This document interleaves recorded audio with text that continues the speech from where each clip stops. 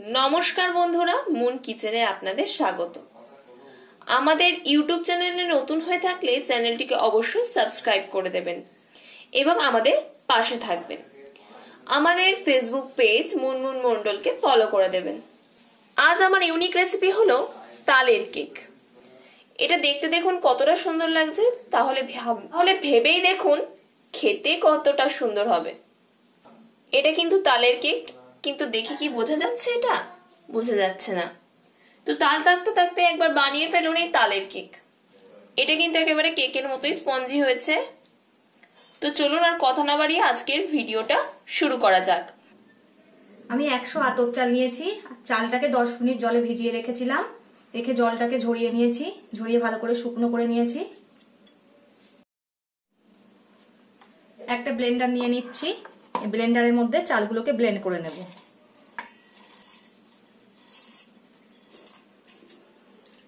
আমি খুব বেশি ব্লেন্ড করব না, অল্প খিচে খিচে থাকবে তেমন ভাবে ব্লেন্ড করব।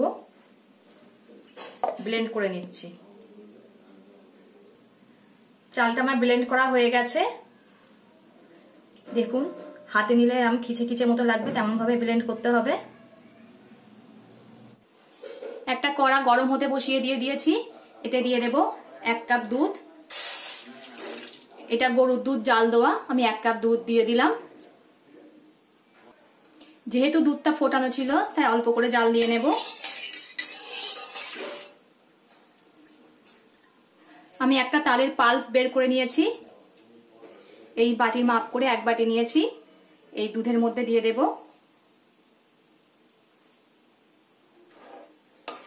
ভালো করে তালটা দুধের সঙ্গে একটু মিশিয়ে নেব। এবার তাল ও দুধটাকে একটু ফুটতে দেব। এতে দিয়ে দেব পরিমাণ মতো লবণ। এটা ফুটছে, এতে দিয়ে দিতে হবে একটা ছোট এলাচকে ফাটিয়ে, একটা ছোট এলাচ ঠিক এমন ভাবে ফাটিয়ে এর মধ্যে দিয়ে দিতে হবে।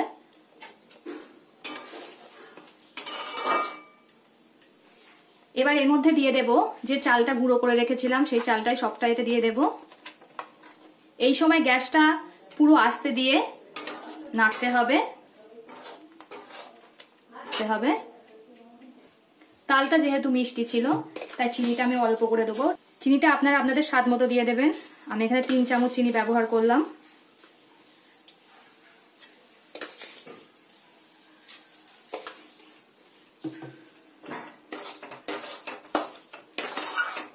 এই সময় গ্যাসটা একদম লোয়ে রেখে করতে হবে, নাহলে তলায় লেগে যাবে। যেহেতু চাল দেওয়া আছে ভালো করে অনেকক্ষণ ধরে নাড়তে হবে। আমার এটা হয়ে গেছে, আমি এবার এটাকে নামিয়ে নেব। ঠিক এমন শুকনো শুকনো রাখতে হবে। নামানোর আগে এতে দিয়ে দিচ্ছি কিশমিশ। কিশমিশটা দিয়ে খুব ভালো করে নেড়ে নামিয়ে নেব। খুব ভালো করে আমার নাড়া হয়ে গেছে, আমি এবার এটাকে নামিয়ে নেব। আমি এখানে একটা স্টিলের থালা নিয়ে নিয়েছি। এর মধ্যে কলা পাতা দিয়ে দেবো। আমি এমন ভাবে গোল করে কেটে রেখেছিলাম কলা পাতা। এই কলা পাতার উপরে দিয়ে দেবো অল্প করে সাদা তেল।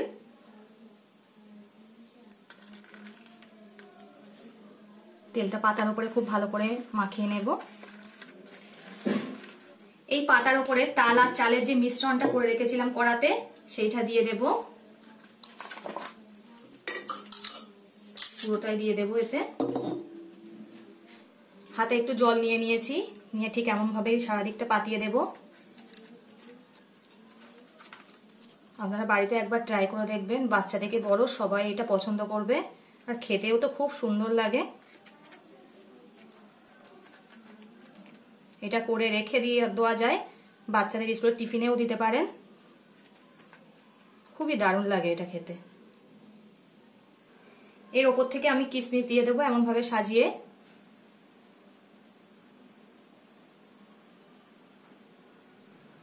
আমার কিশমিশ দিয়ে সাজানো হয়ে গেছে। আবার একটা কলা পাতা নিয়েছি, ঠিক এমন ভাবে গোল করে কেটে এটাই ওপর থেকে চাপা দিয়ে দিলাম। আবারও একটা কড়াই বসিয়ে দিয়েছি, এতে দিয়ে দেব অল্প করে জল। আবারও আমি কলা পাতা নিয়েছি, নিয়ে সারাদিক থেকে এমন করে সাজিয়ে দেব। কলা পাতা দিয়ে আমার ভালো করে কড়াটা সাজানো হয়ে গেছে। এর ওপরে যেটা রেখে দিয়েছিলাম থালার উপরে দেখুন এইটা দিয়ে দেব, ভালো করে চাপা দিয়ে দেব।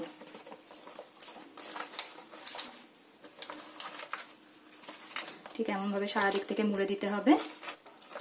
এই সময় গ্যাসটা একদম লোয়ে রেখে 10 মিনিট ঠিক এমন ভাবে রেখে দিতে হবে। গ্যাসটা কিন্তু আমার একদম লোয়ে আছে। আমি একটা ঢাকনা দিয়ে ঢেকে দিলাম। সারা দিকটা ভালো করে চেপে দিতে হবে যাতে ভাপটা বেরিয়ে না যায়। ঠিক এমন ভাবে 10 মিনিট রেখে দিতে হবে।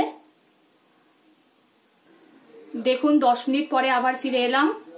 একদম গ্যাসটা লোয়ে ছিল। আমি ঢাকনাটা খুলে আপনাদের দেখাচ্ছি। দেখুন পাতার কালারটাও কেমন চেঞ্জ হয়ে গেছে। এটাকে সাবধানে আবার উল্টে দিতে হবে। এমন ভাবে সাবধানে তুলতে হবে।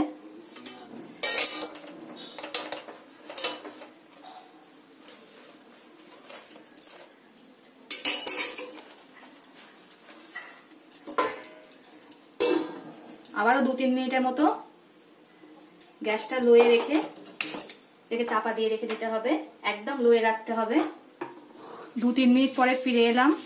দেখুন আপনাদের ঢাকনাটা খুলে দেখাচ্ছি। আমার এটা হয়ে গেছে। আমি এবার এটাকে নামিয়ে নেব। দেখুন হয়ে গেছে। আমি পাতাটা খুলে দেখাই।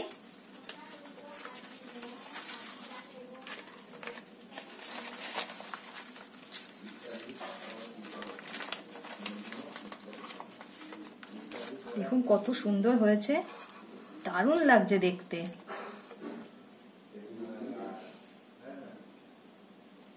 এবার এটাকে পাতার থেকে তুলে নেব। এই তালের কেকটা আপনারা একবার হলেও বাড়িতে ট্রাই করে দেখবেন। খুবই মজার লাগে খেতে। আর বাচ্চাদের দিলে তো কোনো কথাই নেই, এত মজা করে খাবে তারা। বাচ্চারা বড়রা সবাই খুব ভালোবাসে। দারুণ লাগে এটা খেতে। আমার ভিডিওটা ভালো লাগলে লাইক ও শেয়ার করে দেবেন এবং কমেন্ট করে জানাবেন আপনাদের মতামত। পরবর্তী ভিডিওতে আপনাদের সঙ্গে আবার দেখা হচ্ছে।